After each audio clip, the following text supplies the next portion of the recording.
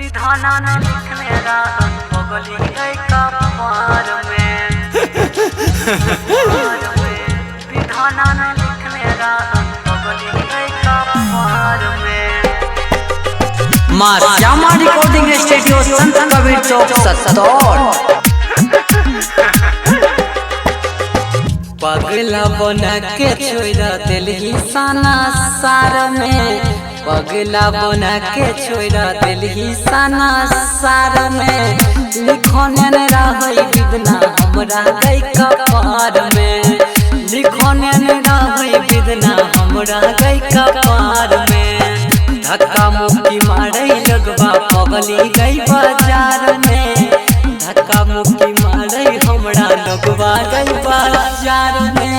लिखने न रही विदना पगली गई कपार में, विधाना न लिखने रही पगली गई कपार में। तोरा बिना जीवे के ना दुनिया साना सार में, लिखने न रही विदना हमरा गई कपार में।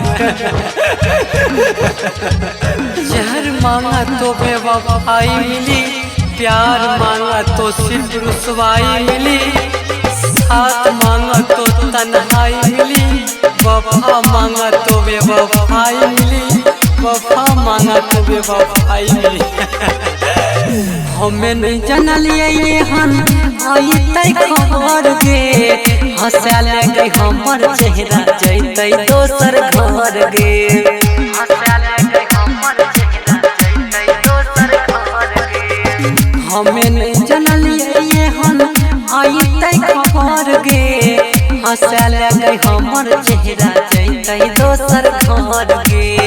और ठीक उठी जैतौ हमर अब कुमार में, उठ जैतै अरजी कहियो हमर गई कुमार में। लिखने न रही विदना हमरा गई कपार में, विधाना न लिखने रहो हमरा गई कपार में। उठ जैतै अरजी कहियो हमर गई कुमार में, लिखने न रही विदना हमरा गई कपार में। बेवफाई करके निकलूं तो वफा कर जाऊंगा, शहर के हर जायके से आस न कर जाऊंगा। तो भी ढूंढेगा शौक के सजाओ में, मैं भी खूबसूरत सी कोई खता कर जाऊंगा, खता कर जाऊंगा। ले लही तू बदला पगली कवने जन्म के, बुझो लेने दर्द कहियो रूप देवरा मन के।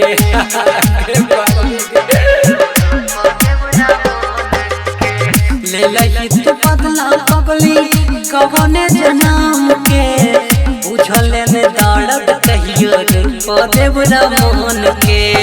कोई सिख चला गेले सरवन संगे कार में, कोई सिख चला गेले केवल संगे कार में। विधाना न लिखने रही हमरा गई कपार में, पगला बना के छोड़ा दिल ही साना सार में।